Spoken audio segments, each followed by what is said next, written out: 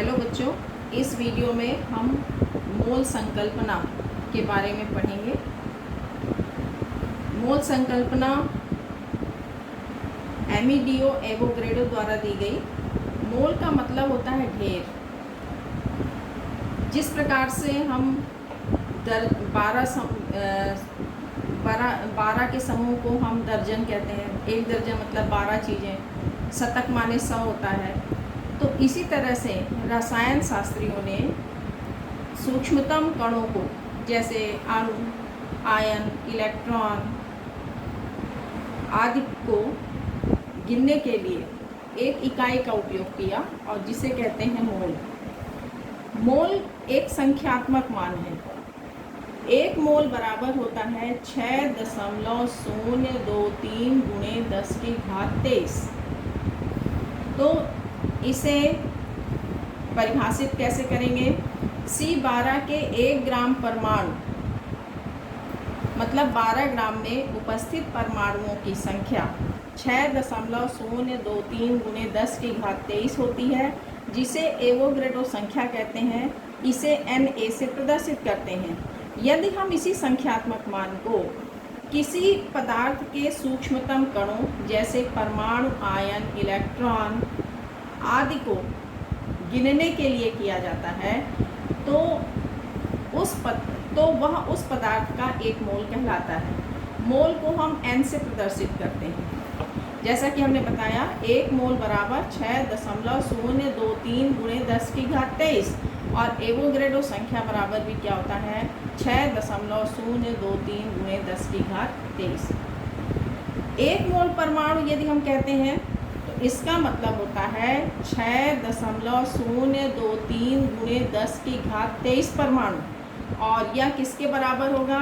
किसी तत्व के ग्राम परमाणु द्रव्यमान या ग्राम परमाणु के बराबर होगा। एक मोल अणु किसी यौगिक का यदि होता है तो उसमें अणुओं की संख्या 6.023 गुणे 10 की घात 23 अणु होंगे। और ये किसके बराबर होगा? ग्राम अणु द्रव्यमान के या 1 ग्राम अणु के बराबर होता है। एक मोल इलेक्ट्रॉन मतलब उसमें इलेक्ट्रॉन की संख्या कितनी होगी? 6.023 गुणे 10 की घात 23 इलेक्ट्रॉन होंगे। तो एक मोल बराबर, चाहे हम अणु के लिए हो, चाहे परमाणु के लिए, चाहे आयन के लिए हो, तो एक मोल का मतलब होता है ये 6.023 गुणे 10 की घात 23, चाहे वो परमाणु हो, चाहे अणु हो, चाहे इलेक्ट्रॉन हो। सूक्ष्मतम कणों के लिए ये पाया गया है कि NTP पर सभी गैस के एक मोल का आयतन 22.4 लीटर होता है। इसमें अणुओं की संख्या 6.023 गुणे 10 की घात 23 होती है।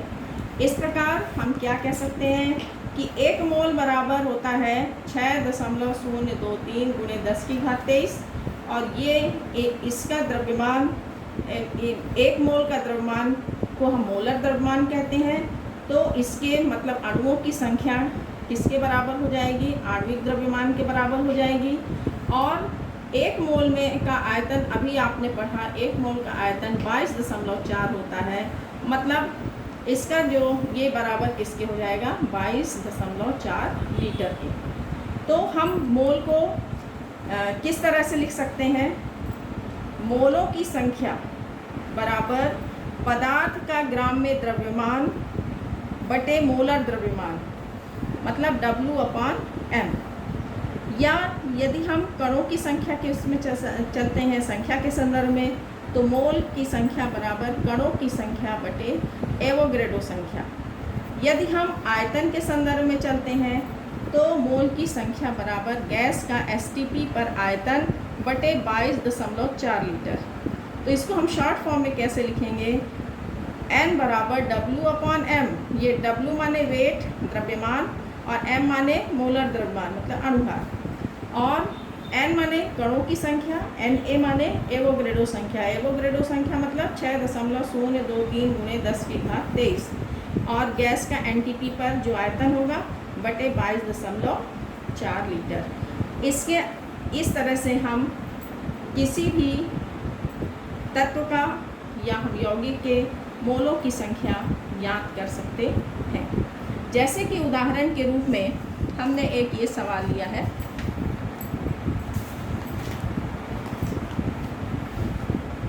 इसको समझेंगे। 40 ग्राम ऑक्सीजन के लिए, जैसे कि हमने ये लिखा है 40 ग्राम ऑक्सीजन के लिए निम्नलिखित की गणना कीजिए। पहला क्या निकालना है, इसके लिए मोल संख्या मतलब n निकालना है, उसमें उपस्थित अणुओं की संख्या निकालनी है, ठीक, मतलब स्मॉल n निकालना है, परमाणुओं की संख्या निकालनी है और NTP पर दी गई गैस का आयतन मतलब V निकालना है। आपको ये हम अभी अभी पढ़ाए हैं, इसी फार्मूला का हम उपयोग करेंगे। सबसे पहले पहला सवाल, मोल की संख्या निकालें। मोल की संख्या, मोल की संख्या बराबर हमने क्या बताया है, किसका, ऑक्सीजन के लिए निकालना है, तो मतलब ऑक्सीजन का द्रव्यमान मतलब W अपॉन M मतलब ऑक्सीजन का अणु द्रव्यमान। ये फार्मूला लगेगा M। तो ऑक्सीजन का द्रव्यमान कितना दिया है सवाल में, 40 ग्राम ऑक्सीजन, तो ये बराबर हो गया 40, और O2 का आणविक द्रव्यमान कितना हो गया, होता है ऑक्सीजन का 16, तो 16 दूनी 32। जब इसको आप काटोगे तो कितना आ जाएगा, 1.25 मोल। ये आ गया आपके n की संख्या। ये पहला सवाल, मोलों की संख्या। दूसरा सवाल इसी में दिया है, उपस्थित अणुओं की संख्या ज्ञात कीजिए। तो ये देखिए आपको दूसरा सवाल है, उपस्थित अणुओं की संख्या।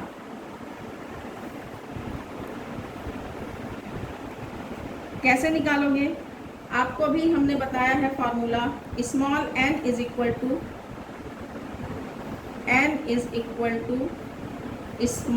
कैपिटल N मतलब कणों की संख्या बटे एवोगैड्रो संख्या। ये हो गया अणुओं की संख्या,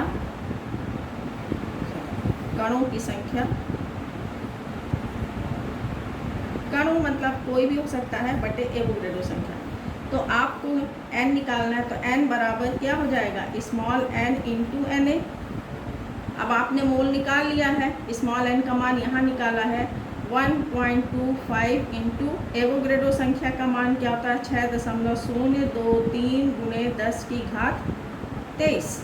जब इसको हल करोगे तो आपका आ जाएगा 7.52 इंटू 10 टू पावर 23। ये आ गया आपके अणुओं की संख्या, ठीक।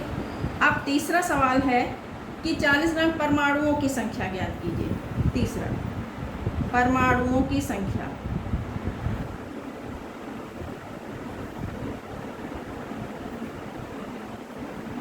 संख्या किसमें, O2 में।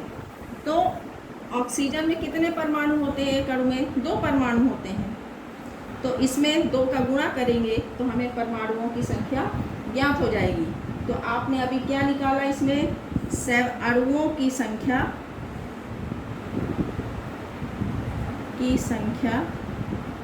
गुणे 2। तो इसमें अणुओं की संख्या कितनी निकाली है, 7.52। ये किसके लिए, ऑक्सीजन में, क्योंकि ऑक्सीजन की परमाणुकता कितनी होती है, 2 होती है, ठीक है ना, इसलिए हम 2 का गुणा करेंगे। तो इसमें क्या कर देंगे, इंटू 10 टू पावर 23 इंटू 2, तो कितना आ जाएगा इसमें 1.50 इंटू 10 टू पावर 24, ठीक है। अब चौथा सवाल है, NTP पर दी गई गैस का आयतन। तो आप यहीं पर निकाल लीजिए, NTP पर गैस का आयतन बराबर, तो n बराबर आप क्या पढ़े हो, v/22.4L।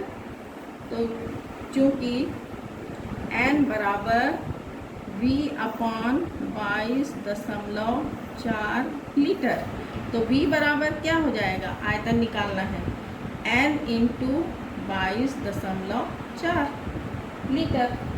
तो अब इसको गुणा कर दीजिए। n कितना निकाला है आपने अभी यहाँ पर, n बराबर निकाले हो 1.25, ये निकाले। तो ये हो गया v बराबर हो गया 1.25 इंटू 22.4L। तो कितना आ गया आंसर इसमें, 28 लीटर।